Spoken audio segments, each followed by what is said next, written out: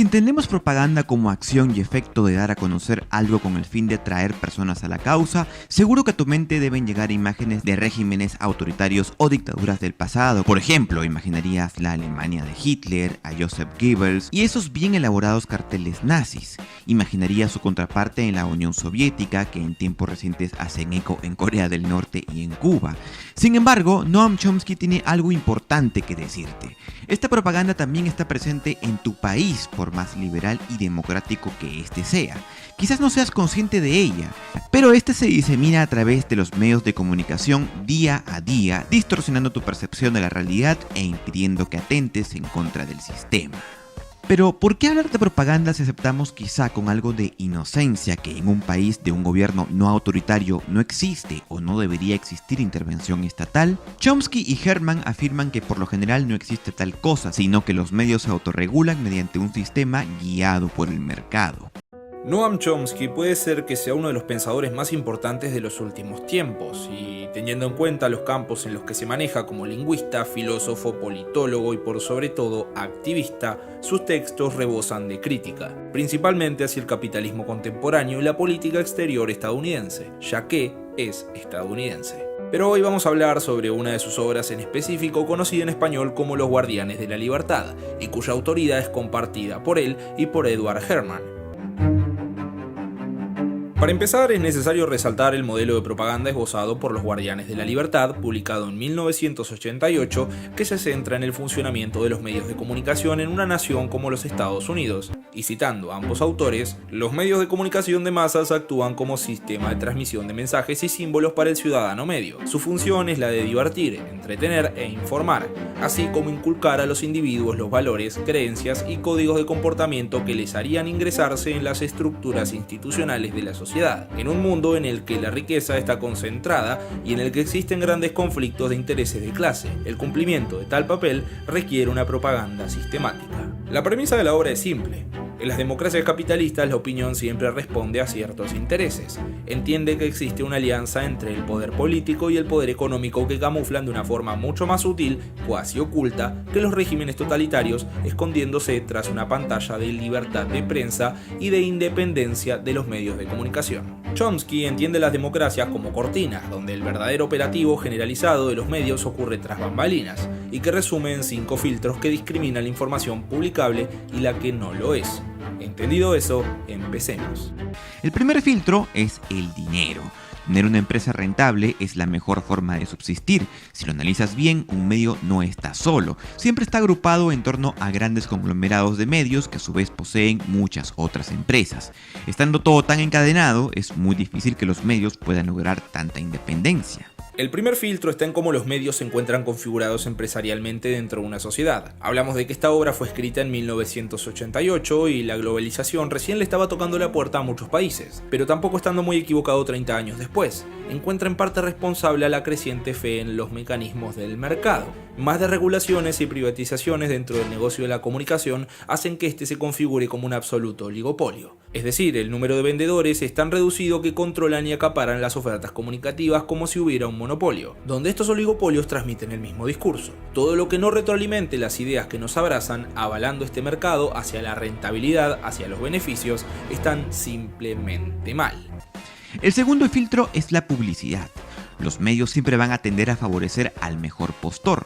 Después de todo, será el anunciante más grande quien pague las cuentas y dé continuidad al negocio. Para probarlo podríamos hacer un experimento mental de aquello, y con esto me juego un like. Imagina la empresa más grande de tu país. Seguro advertirás que esta empresa comete muchos abusos en contra de sus clientes, el medio ambiente o el presupuesto público. Probablemente tú y muchas personas saben de esto y se cuestionan por qué los medios informativos no hablan de estos problemas. Veamos, un medio necesita dinero para subsistir. ¿De dónde va a sacar esa ganancia? ¿De ti? Pues no. En un diario, por ejemplo, la venta del medio no cubre ni el 20% de la tirada. mucho menos en los medios digitales, la televisión y la radio, donde consumes información de manera gratuita. Los medios obtienen sus ganancias de los anunciantes, es decir, de las grandes empresas, y es con ellos con quien tienen su mayor compromiso, por más de que te digan que son objetivos, que les importa mantenerte a ti bien informado, con imparcialidad y tal, porque cuando los accionistas reclaman su plata, nanay, tú solo eres un porcentaje ínfimo en el rating o en los índices de lectoría o en la audiencia, un porcentaje que a su vez solo sirve para vender el medio a los anunciantes.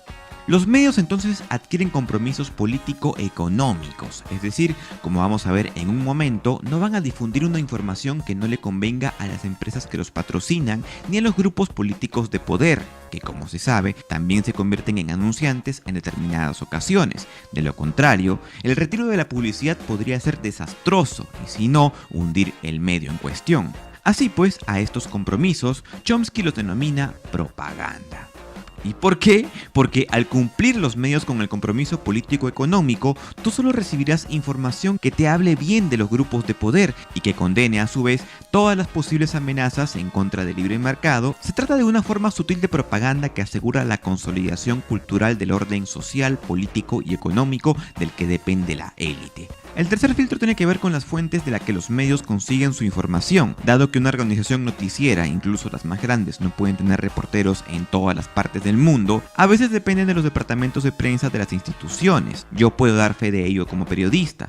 Muchas veces los reporteros solo reciben notas de prensa escritas por instituciones que investigan y las transmiten sin ponerle ni quitarles ningún punto. Chomsky cree que la información que reciben los periodistas es en realidad una masa de información que ya fue amasada por otra persona, llámese burocracias o empresas. Y eso que no entramos en detalle en la cuestión de la pauta oficial que reciben los medios. Queda como resultado una información inerte, acrítica y a servicio de sus benefactores, su fuente primaria. Por lo que cuando nosotros consumimos dicha información, sin saber que en realidad esta responde a ciertos intereses, dejamos de hablar de información, sino que de propaganda en su estado más puro. Propaganda justificada por supuestos expertos que Chomsky y Herman describen como intelectuales a sueldo que justifican los intereses de las élites, entre otras tantas cosas.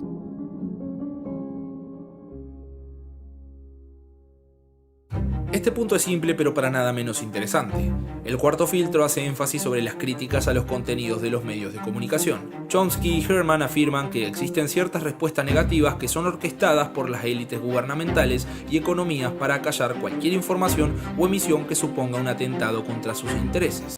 El quinto y último filtro tiene que ver con algo a lo que nadie puede cuestionar. En su momento Chomsky lo describió como el anticomunismo, pero esto ha ido adoptando diferentes nombres de acuerdo al contexto y al país.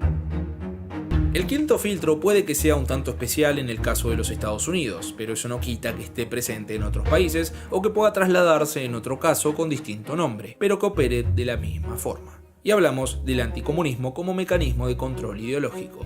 Quizá la Unión Soviética se haya disuelto, pero te repito, no hablamos exclusivamente del comunismo, sino de su operativa propagandística y de la regla de simplificación y el enemigo único, es decir, ellos contra nosotros. Chomsky los identifica mediante los resabios ideológicos del anticomunismo. Le hace como un escudo para los intereses de los ricos. Pero también podría interpretarse como cualquier caso en donde los medios recurren a la figura del comunismo para promocionar el individualismo proempresarial o el ataque al estado de bienestar. Y no está de más aclararlo. En un país como los Estados Unidos, muchas veces aludir que algo es comunista es descartarlo por antonomasia más allá de que éste lo sea o no.